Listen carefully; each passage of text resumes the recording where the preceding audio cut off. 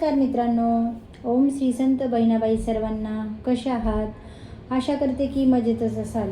तर मित्रांनो, आपण बघत आहोत श्री संत बहिणाबाई यांची संपूर्ण अभंग गाथा आणि आपला अभंग क्रमांक चालू आहे 81.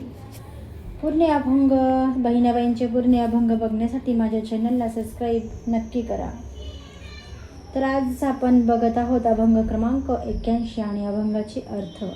तर चला सुरुवात करूया. रुक्मिणीची आम्ही केली बोळवण, आम्हासी प्रयाण त्याच मार्गे. पाठवावे पत्र गोदेसी सत्वर, पडेल अंतर पुत्रपणा. टाकोनी सकळ कामधाम धंदा, मरण मर्यादा वाट पाहे. म्हणून या पत्र लिहित तातडी, मरणाची गुढी उभी पुढे. 13व्या दिवशी ब्रह्मभोजन, निघेने करोन अति तोरे. पडेल आक्षेप वाटेसी खोळंबा, टाकोनी विठोबा तोरे येई.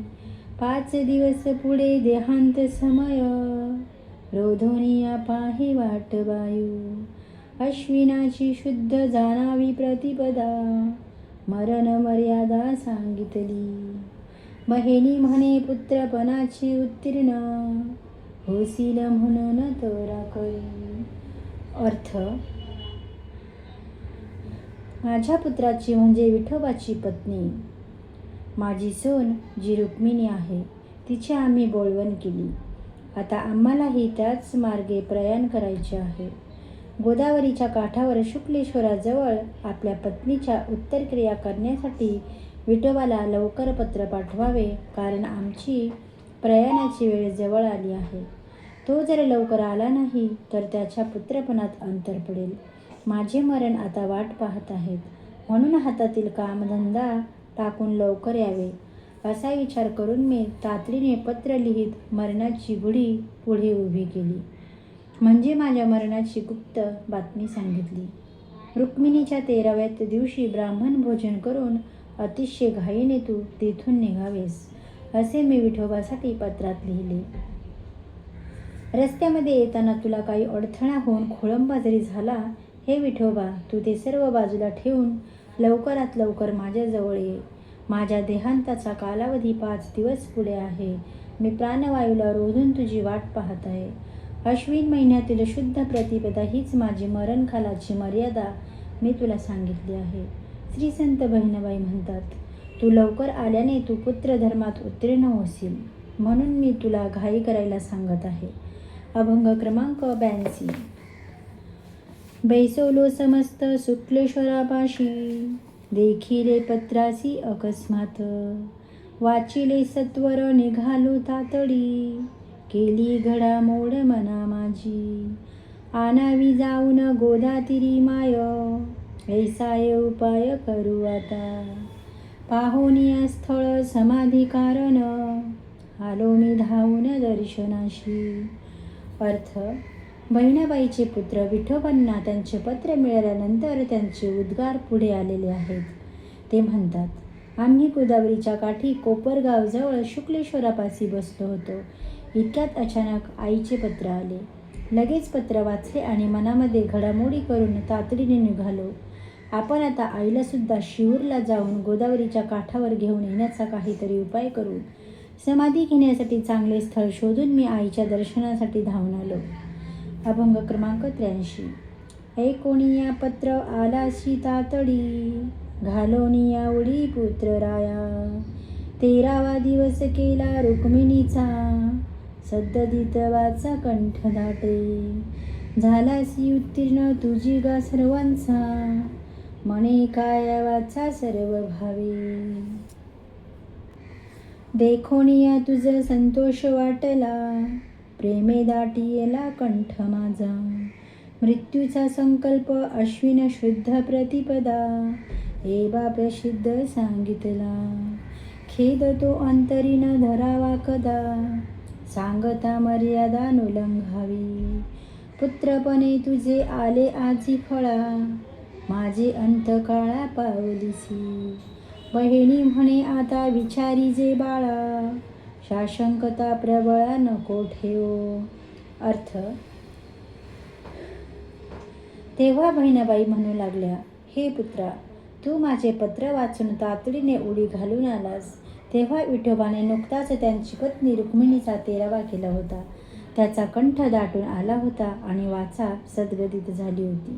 तेव्हा मी त्याला म्हणाले, हे विठोबा, तू सर्वांच्या ऋणातून काया वाचा मनाने व सर्व भावनाने उत्तीर्ण झालास. तुला पाहून आनंद वाटला आणि प्रेमाने माझाही कंठ दाटून आला. मी तुला माझा मृत्यू अश्विन शुद्ध प्रतिपदीला होणार आहे हा प्रसिद्ध असा संकल्प सांगितला. तू तुझ्या मनामध्ये कधीही खेद धरू नकोस आणि मी सांगितलेली मर्यादा उल्लंघन करू नकोस.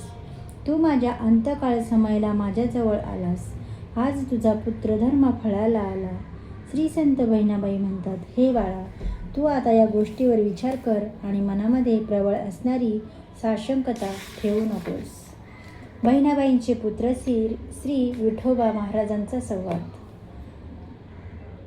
अंतरीची अभंग क्रमांक 84. अंतरीची साक्ष जाणी जे अंतरी, माय तो निर्धारी सद्गुरीही. देखी येले स्वप्न कचरेश्वरी माय, विमान हे पाय तूच आले. शंख भेरी नाना वाजता ती वांधे, गरजती आनंदे नाम घोषे. शंख चक्र गदा अक्कित वैदर्य, करीती उत्सव नाना परी. मृदुंग वाजती टाळ घोळ कथा, पताका अनंता गरुडखे.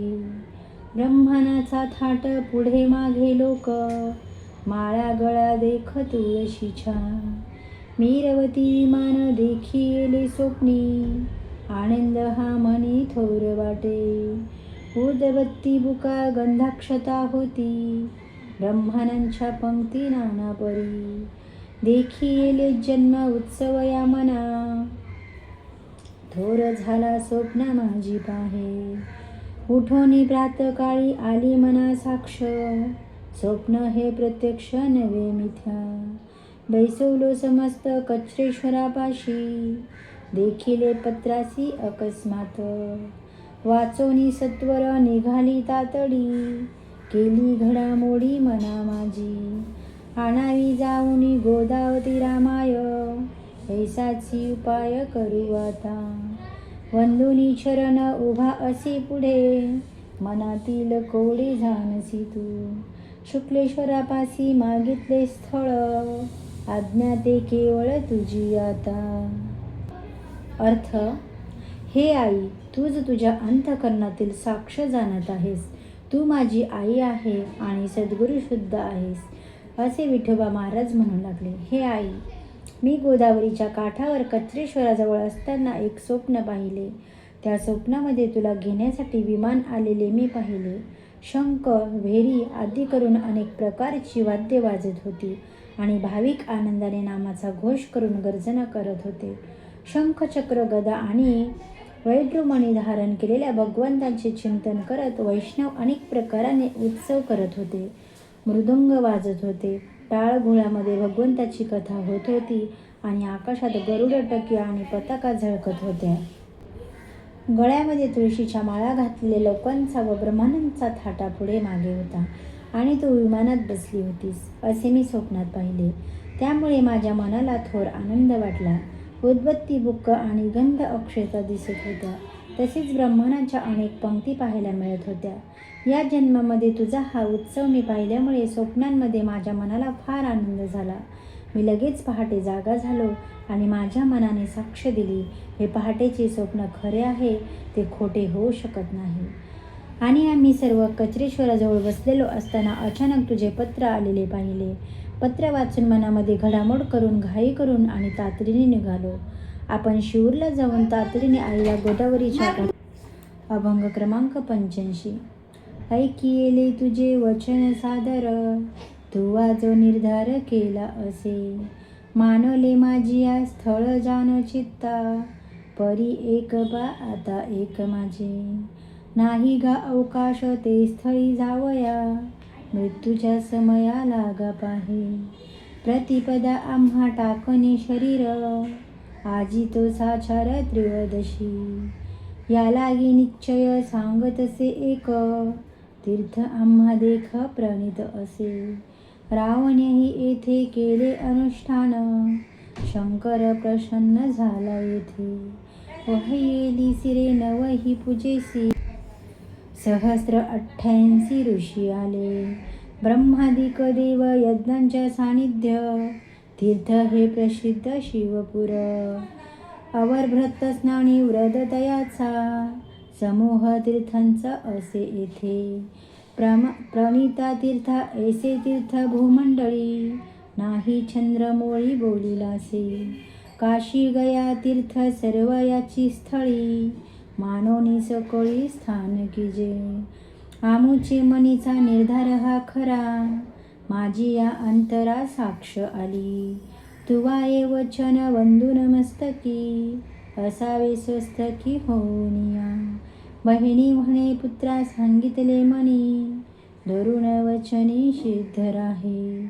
अर्थ: तेव्हा बहिणाबाई म्हणू लागल्या, हे पुत्रा, तू जो निश्चय केला आहेस ते तुझे निश्चयाचे बोलणे मी आदराने ऐकले. तू सांगितलेले स्थळ माझ्या चित्ताला आवडले. परंतु आता माझी एक गोष्ट तू ऐक. तू जरी म्हणत असतील शुक्रशोळाजवळ जाऊ, तरी त्या स्थानावर जाण्या इतका वेळ आपल्याकडे शिल्लक नाही, कारण मृत्यूची वेळ फार जवळ आली आहे. आम्हाला अश्विन शुद्ध प्रतिपदीला शरीर सोडायचे आहे आणि आज त्रयोदशी आहे. म्हणून मी तुला माझा निश्चय सांगत आहे. माझ्यासाठी प्रणिता तीर्थ हेच योग्य स्थान आहे. रावणानेही येथेच अनुष्ठान केले आणि त्याला भगवान शंकर याच स्थानावर प्रसन्न झाले. रावणाने याच ठिकाणी आपली 9 मस्तके भगवान शंकराला वाहिली. तसेच या स्थानावर 88,000 ऋषी आले. याच स्थानावर श्री ब्रह्मादिक देव यज्ञांचे वेळी प्रगट झाले. असे हे प्रसिद्ध तीर्थ शिवपूर. यज्ञ पूर्ण झाल्यानंतर केलेल्या स्थानांच्या वेळी ब्रह्म आदी करून सर्व देवांनी या स्थानाला वरदान दिले. येथे सर्व तीर्थाचा समुदाय वास्तव्य करील. या प्रणिता तीर्थासारखे तीर्थ या भूमंडलावर नाही, असे भगवान शंकर प्रत्यक्ष बोलले. काशी गया आदी करून सर्व तीर्थ या स्थानावर आहेत, असे मानून सर्वांनी येथे स्थान करावे. माझ्या मनाचा हाच खरा निश्चय आहे आणि त्याविषयीचा मला अनुभव सुद्धा आहे. म्हणून माझ्या बोलण्याचा आदर करून स्वस्थ होऊन निवांत राहा. श्री संत बहिणाबाई म्हणतात, मी माझा पुत्र विठोबा याला माझ्या वचनावर विश्वास ठेवून सिद्ध होऊन राहायला सांगितले.